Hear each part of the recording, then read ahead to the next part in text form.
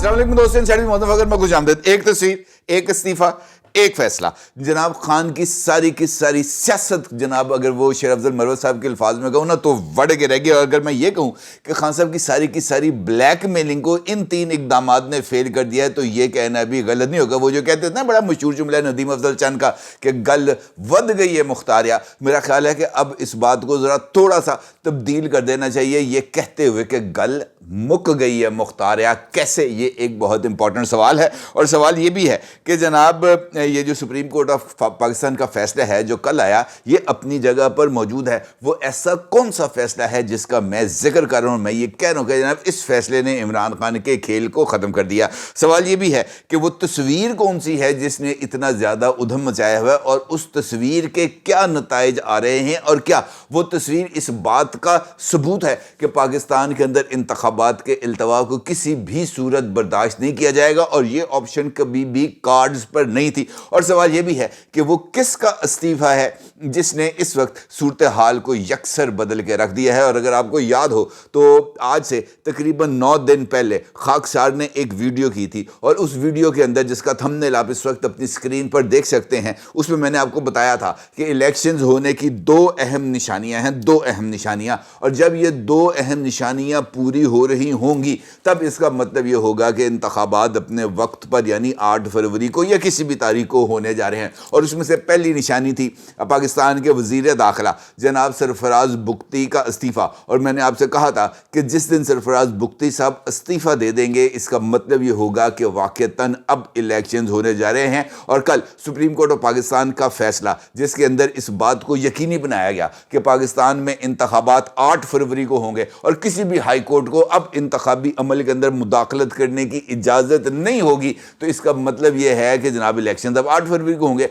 और इसका आपको पता है सबसे पहला आउटकम क्या निकला? इलेक्शन शेड्यूल की अनाउंसमेंट से पहले ही वज़ीर दाखिला जनाब सरफराज बुख्ती साहब ने इस्तीफ़ा लिखा, वज़ीर आज़म हाउस गए, जनाब अनवारुल्लाह काकड़ साहब को सोए हुए जगाया और उनसे कहा कि जनाब ये मेरे इस्तीफ़े को मंजूर किया जाए। और एट वंस, यानी उसी टाइम पर अनवारुल काकड़ साहब ने उनके इस्तीफ़े को मंजूर भी कर लिया। इसका मतलब ये है कि अब इलेक्शन हो रहे हैं। दूसरी जो निशानी मैंने आपको बताई थी वो बलूचिस्तान इलाका कुचलाक, जहाँ पर कुत्तों की रेसें होती हैं। मैंने आपको बताया था कि जब वो वहाँ पर कुत्तों की रेसें रुक जाएँ या सरफराज बुख्ती साहब इस्तीफा दे दें तो उसका मतलब ये है इलेक्शन होने जा रहे हैं। तो दूसरा आउटकम ये है कि वो कुचलाक के अंदर कुत्तों की रेसें भी अब खत्म हो गई हैं। इसका मतलब ये है कि all set for the election. दूसरा इंपॉर्टेंट पहलू इस्तीफे का मेरी नज़र में ये है कि एक बात बड़ी क्लैरिटी के साथ सामने आ गई कि, और ये मेरा ख्याल है ये पाकिस्तान के सिस्टम की कमज़ोरी है कि हमने ऐसे लोगों को इतने अहम ओहदों पर बिठाया जो अपने ज़ाती मफादात के ताबे थे। सरफराज बुख्ती साहब ने जब से वो सियासत में आए हैं, उन्होंने एक दिन भी इक़्तिदार के बगैर नहीं गुजारा, एक दिन भी। वो कभी बलूचिस्तान की गवर्नमेंट का हिस्सा होते हैं और कभी फेडरल गवर्नमेंट का हिस्सा होते हैं। इसका मतलब ये है कि वो ऐसी मछली है जिसके लिए इक़्तिदार ज़रूरी है, चाहे वो किसी तरफ से भी आए। वो इक़्तिदार से दूरी एक दिन के लिए नहीं बर्दाश्त कर सके, और निगरान सेटअप में आना एक एजेंडे का हिस्सा था, और अब उस निगरान सेटअप से जाना ये भी एक बहुत बड़े एजेंडे का हिस्सा है। देखना यह कि अब इस एजेंडे की तकमील कैसे होती है, क्योंकि ये बात तो अपनी जगह पर मौजूद है और इसके अंदर कोई दो राय नहीं है कम अज़ कम, क्योंकि कल की जो प्रोसीडिंग्स देखी हैं और उसके साथ साथ जो मुख्तलिफ चीज़ें सामने आई हैं, और लोग इसके हवाले से मिसाल देते हैं डिप्टी कमिश्नर इस्लामाबाद की, और ये कहते हैं कि इलेक्शन कमीशन के अहकामात के बावजूद अगर डिप्टी कमिश्नर इस्लामाबाद तब्दील नहीं हो सके तो फिर इसका मतलब ये है कि ये जो DROs हैं, अगर इसको ब्यूरोक्रेसी से लिया जाएगा तो वो भी किसी न किसी तरीके से पॉलिटिकली इन्फ्लुएंस होंगे। और चूंकि असल बैटलफील्ड पंजाब में है, असल जो घुमसान का रन है वो पंजाब में पड़ना है, लिहाजा पंजाब की ब्यूरोक्रेसी अगर वहाँ पर मौजूद होगी, वहाँ पर पटवारी होगा, थानेदार होगा, SHO होगा, DSP होगा, डिप्टी कमिश्नर होगा, तो इसका मतलब ये है जनाब कि ज़िला पूरे का पूरा उस शख्स के अंडर होगा, उस शख्स के ताबे होगा जो जिनके लिए इन लोगों को पॉइंट किया गया है। लिहाजा यहाँ पर ज़रा गेम थोड़ी सी मशकूक हो सकती है, लेकिन चूँकि टाइमिंग्स के खेल हैं और जिस तरीके से इमरान खान साहब के जो कोर कमेटी के रुकन हैं और उनके एडिशनल सेक्रेटरी जनरल हैं जनाब उमैर नियाज़ी साहब, उन्होंने जिस तरीके से इस खेल को खेलने की कोशिश की उसका यही नतीजा निकलना था। दूसरी जानिब है जनाब एक फ़ैसला। جو بہت ہی زیادہ اہمیت کا حامل ہے، اور اس فیصلے کو آپ موجودہ پرسپیکٹو سے کسی بھی طور سے الگ کر کے نہیں دیکھ سکتے۔ سپریم کورٹ آف پاکستان کا فیصلہ اپنی جگہ پر موجود ہے اور اس فیصلے کو کوئی اپنی جگہ سے اب ہلا نہیں سکتا۔ البتہ جو ہماری پولیٹیکل لیڈرشپ ہے وہاں پر جو ریزالو ہے وہ تھوڑا سا شیٹر تھا، اور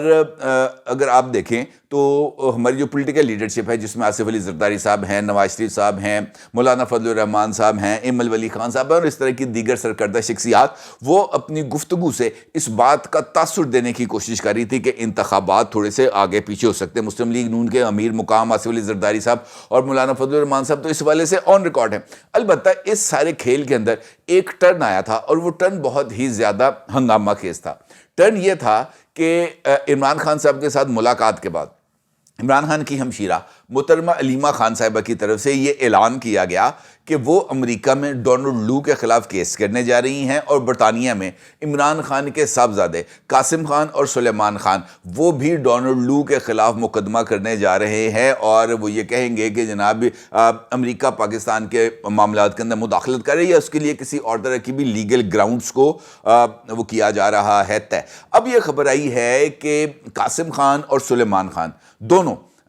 ایک لیگل ٹیم لے کر پاکستان آ رہے ہیں، اور اس لیگل ٹیم کے اندر تقریباً 10 دنیا کے چوٹی کے وکلاء موجود ہوں گے، اور 50 کے قریب این جی اوز کے نمائندے شامل ہوں گے، اور یہ دونوں صاحبزادگان جو ہے اپنے ساتھ اس ٹیم کو لے کر آئیں گے، اور یہاں پر عمران خان صاحب کے مقدمے کو لڑیں گے، اور اس کے ساتھ ساتھ ایک لیگل ٹیم کی اور انٹرنیشنل لیول پر لیگل ٹیم کی تشکیل دی جا رہی ہے جو سائفر کے خاص طور پر اور سائفر کے کیس کو انٹرنیشنل لیول پر ایکسپوز کرے گی۔ اس کا مطلب یہ ہے کہ یہ عمران خان کا پلان بھی تھا کہ اگر کسی نہ کسی طریقے سے سپریم کورٹ آف پاکستان کی انٹرونشن کے نتیجے میں یہ انتخابی عمل جاری و ساری رہتا ہے، رکتا نہیں ہے، تو اس کے نتیجہ یہ نکلے گا کہ پاکستان کو انٹرنیشنلی ایک ایسی مشکل سے دوچار کیا جائے گا، یا ایسے پاکستان کی امیج بلڈنگ کی جائے گی جس کے نتیجے میں پاکستان کی اکنامک ریوائول کی جو اس وقت کی تگ و دو ہے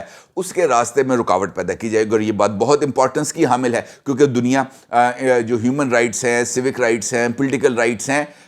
اس کے اوپر بہت ہی زیادہ، خاص طور پر یورپ، امریکہ، یہ تمام ممالک اس کے اوپر بہت زیادہ ٹچی ہیں، اور عمران خان کا سورس آف انکم چونکہ اوورسیز ہیں، بیرون ملک مقیم لوگ ہیں، چاہے وہ پاکستانی ہیں یا دوسرے ہیں، اور وہیں سے وہ اپنے لیے پاور بھی ڈرائیو کرتے ہیں، پیسے بھی ڈرائیو کرتے ہیں، لہٰذا یہ ممکن نہیں ہے کہ عمران خان صاحب اس صورتحال میں جو انٹرنیشنل لیول سے مدد ہے وہ حاصل کرنا چھوڑ دیں۔ اس لیے ایسے موقع پر جب ملک کے اندر انتخابات ہو رہے ہوں گے، پولیٹیکل لیڈرشپ جو ہے میدان میں ہوگی، سیاسی محاذ گرم ہوگا، انتخابی مہم جوبن پر ہوگی، اسی موقع پر انٹرنیشنل لیول پر پاکستان کے اوپر ایک ایسی خوفناک مہم چلائی جائے گی، ایک اس طریقے سے پاکستان کا امیج بلڈنگ کی جائے گی جس سے جو ایک تاریخ پہلو ہے وہ اس کو اجاگر کرنے کی کوشش کی جائے گی، اور دنیا کے سامنے یہ تاثر دینے کی کوشش کی جائے گی کہ عمران خان کو مائنس کر کے پاکستان کے اندر پولیٹیکل پروسیس کو آگے لے کے آنا اس بات کی طرف اشارہ ہے کہ پاکستان میں اب 8 فروری کے الیکشنز میں بننے والی گورنمنٹ کسی بھی طریقے سے قابل اعتماد نہیں ہے، اور عمران خان صاحب کے قریبی لوگ اس بات کا بارہا تذکرہ کر رہے ہیں کہ اس کھیل کے اندر اب کچھ اور جو فریق ہیں وہ شامل کیے جائیں گے، اور پھر انٹرنیشنل لیول پر جس طریقے سے ایک کیمپین چلائی جائے گی اس کا کوئی نہ کوئی نتیجہ تو یقین طور پر نکلے گا، کیونکہ انٹرنیشنل لیول پر خاص طور پر پاکستان تحریک انصاف سے وابستہ جو شخصیات ہیں وہ بھی اس میں بہت ہی زیادہ سرگرم ہیں۔ جمائمہ کی فیملی بہت زیادہ سرگرم ہے، شاہین صاحبائی ہے، عادل راجہ ہے، معین پیرزادہ ہے، وجاہت اس خان ہے، بلکہ مجھے یاد آیا وجاہت اس خان صاحب نے تو ڈاکٹر عائشہ صدیقہ آغا کے ساتھ ایک ویلاگ بھی کیا ہے، اور عاصم منیر صاحب کا جو دورہ امریکہ ہے اس کے اثرات کو زائل کرنے کی کوشش کی ہے، یہ کہتے ہوئے کہ پاکستان اب امریکہ کے اشارے پر افغانستان کے ساتھ ایک محدود یا ایک مختصر جنگ شروع کرنے کا ارادہ رکھتا ہے، اور جنرل عاصم منیر صاحب کے اس دورے کے اندر اس پہلو کو خاص طور پر مد نظر رکھا گیا ہے، اور یہ جو اس وقت جو ان کی ملاقاتیں ہیں وہ بنیادی طور پر افغانستان پہ محدود فوجی کارروائیوں کے لیے ٹائم فریمز یا آبجیکٹیوز یا ٹارگٹس کی نشاندہی کے لیے ہے، اور شاید یہی وہ تصویر ہے جس نے اس وقت بہت ہی زیادہ ہلچل مچا دی. یہ تصویر ہے جس کے اندر جناب اینتھنی بلنکن امریکی سیکرٹری آف اسٹیٹ موجود ہیں، chief of army staff general Asim Munir صاحب موجود ہیں، اور D G I S I lieutenant general Nadeem Ahmed Anjum صاحب دونوں کے درمیان میں موجود ہیں. اور یہ تصویر کل سے سوشل میڈیا پر ادھم مچا رہی ہے. لیکن میں آپ کو یہ بات بتاؤں کہ جہاں پر اس تصویر کے حوالے سے بہت ساری چہ مگوئیاں کی جا رہی ہیں، وہاں پر اس تصویر نے بھی پاکستان میں انتخابی عمل کو یقینی بنانے میں بہت ہی امپورٹنٹ رول پلے کیا ہے، بہت ہی زیادہ امپورٹنٹ رول. کیونکہ کچھ لوگوں کا یہ ماننا تھا جس وقت چیف آف آرمی اسٹاف گئے تھے کہ بہت ساری چیزیں ہیں، بہت ساری انفارمیشن ہے جو آتی بھی ہے، لیکن اس انفارمیشن کو جو ہے براہ راست یا اس کے اندر کوئی اضافہ یا کمی کیے بغیر آپ کی خدمت میں پیش نہیں کیا جا سکتا، کیونکہ ہم ہیں بنیادی طور پر شاک ابزاربرز. ہم خبروں کی یا تو اس کو ایکسپلائٹ کر دیتے ہیں، بہت زیادہ ہائپ کریٹ کر دیتے ہیں، یا اس طرح کی سینسٹیو خبر جس سے پاکستان کی خارجہ پالیسی یا پاکستان کے مفادات وابستہ ہوں، اس کی شدت کو ذرا تھوڑا سا کم کر دیا جاتا ہے. اسی طریقے سے یہ اسلام آباد کے سرکلز کے اندر خبر گرم تھی کہ جناب عاصم منیر صاحب جو امریکہ گئے ہیں وہ وہاں پر اس بات کی حمایت حاصل کرنے گئے ہیں کہ جناب اگر یہ الیکشنز وغیرہ اگر سائٹ پر رکھ دیے جائیں، اور اس کے لیے مثال دی جاتی تھی یہ جو ملاقات ہوئی تھی کراچی کے اندر وزیر اعظم کاکڑ کی بزنس کمیونٹی کے ساتھ، کہ بزنس کمیونٹی کہا کہ جناب 2 سال تک آپ موجودہ سیٹ اپ کو برقرار رکھیں اور یہ اس پہ ہمیں کسی طرح کا کوئی مذائقہ نہیں ہوگا، اور اگر یہ سلسلہ برقرار رہتا ہے تو اس سے معیشت کا استحکام آئے گا، اور معیشت کے استحکام کے چکر کے اندر اگر جو لائن ہے الیکشنز کی وہ کراس بھی ہو جاتی ہے تو ایسی کوئی بات نہیں. اور اسی بات کو جو ہے وہ امریکہ کے سامنے رکھی گئی ہے، اور امریکہ سے کہا گیا ہے کہ جناب آپ ہمیں اس بات کی اجازت دے دیں کہ ہم الیکشنز کو 2 سال کے لیے پوسٹ پون کر دیں. اور یہ جو عائشہ صدیقہ صاحبہ کی میں نے آپ کے ساتھ بات کو شیئر کیا ہے، لوگ اس کو اس کے ساتھ ہی ریلیٹ کرتے تھے کہ جناب امریکہ نے اس کے لیے یہ شرط عائد کی ہے کہ آپ کو محدود پیمانے پر افغانستان میں کارروائی کرنا ہوگی، اس شرط پر آپ کو 2 سال کے لیے الیکشن سے چھوٹ دی جائے گی. جبکہ میرا یہ خیال ہے کہ اس طرح کی کوئی بات نہیں ہے. امریکہ اپنے اس موقف پر قائم ہے کہ پاکستان کے اندر جمہوریت کو جاری و ساری رہنا چاہیے، اور چیف آف آرمی اسٹاف نے امریکہ میں ہونے والی ملاقاتوں میں جو ان کے ساتھ پاکستان میں جمہوریت اور سیاسی عمل کے حوالے سے جو بھی گفتگو ہوئی، وہاں پر اپنے اس ریزالو کا اظہار کیا کہ ان کی یا کیئر ٹیکر سیٹ اپ کی یا پاکستان کی عدلیہ کی کسی بھی صورت ایسی کوئی خواہش نہیں ہے کہ وہ انتخابی عمل کو سبوتاج کریں یا وہ کسی ہیلے بہانے سے انتخابات کو آگے لے کے جائیں. جو تاریخ طے کر دی گئی ہے 8 فروری الیکشن اسی پر ہوں گے، اور خاص طور پر اس موقع پر جب سپریم کورٹ آف پاکستان کے اندر یہ گفتگو جاری تھی، خاص طور پر اس موقع پر جب لیفٹیننٹ جنرل فیض حمید صاحب کو طلبی کے نوٹس جاری کیے گئے تھے سپریم کورٹ آف پاکستان سے، اس موقع پر اس تصویر کا سامنے آنا اس بات کی طرف اشارہ کر رہا تھا کہ امریکہ کو اس بات کی 100% گارنٹی دے دی گئی ہے کہ الیکشنز کے اندر کسی طرح کی کوئی کمی بیشی نہیں ہوگی، اور نہ ہی اس بات کو کسی بھی صورت قبول کیا جا سکتا ہے کہ پاکستان میں جمہوریت ڈی ریل ہو. اب اس کا مطلب یہ ہے کہ ایک جانب جو پلاننگ کی گئی تھی عمران خان صاحب کی جیل کے اندر رہتے ہوئے، اور اس کے لیے ٹائمنگ کو بہت ہی حد تک مد نظر رکھا گیا تھا کہ کس موقع پر وہ فائل کرنی ہے، کب سے موسم سرما کی چھٹیاں شروع ہونی ہیں، چیف جسٹس مسٹر جسٹس قاضی فائز عیسیٰ نے کس دن کی سیٹیں بک رہی ہیں، ہر ایک چیز کو مد نظر رکھنے کے بعد عمیر نیازی صاحب کی طرف سے پٹیشن لاہور ہائی کورٹ میں فائل کی گئی تھی. اور میں آپ کو بتاؤں کہ وہ علی باقر نجوی صاحب یہ وہی جج ہیں جن کے بارے میں کل سپریم کورٹ آف پاکستان کے اندر ذکر کیا گیا تھا کہ یہ جو بجلی کے اوپر فیصلہ دے کے انہوں نے 232 ارب روپے کا قومی خزانے کو نقصان پہنچایا تھا. اور پھر جسٹس باقر نجوی صاحب وہی شخصیت ہے جن کا چند روز پہلے جنہوں نے اپنے صاحبزادے کے لیے پروٹوکول مانگا تھا لاہور سے جو ہے یہ جو ہے کیا نام لیتے ہیں لاہور ان کی رہائش گاہ سے ایئرپورٹ سے لے کر آگے دبئی، پھر دبئی سے لے کر واشنگٹن سے لے کر اس جگہ پر جہاں پر انہوں نے پرائیویٹ کام کے لیے جانا ہے، انہوں نے پورا پروٹوکول مانگا تھا اپنے صاحبزادے کے لیے. وہ جسٹس باقر نجوی صاحب تھے، اور جسٹس باقر نجوی صاحب وہی شخصیت ہیں جنہوں نے سانحہ ماڈل ٹاؤن کے اوپر پہلی رپورٹ لکھی تھی، اور وہ پہلی رپورٹ کے اندر شہباز شریف اور رانا ثناء اللہ صاحب کو اس سانحے کا جو ذمہ دار ہے وہ قرار دیا گیا. تو اس کا مطلب یہ ہے کہ بہت جو ہے نا ابھی تک ایجنڈا آئٹمس موجود ہیں مختلف جگہوں پر، اور وہ ایجنڈا آئٹمس جو ہیں وہ اپنے لیے یا اپنے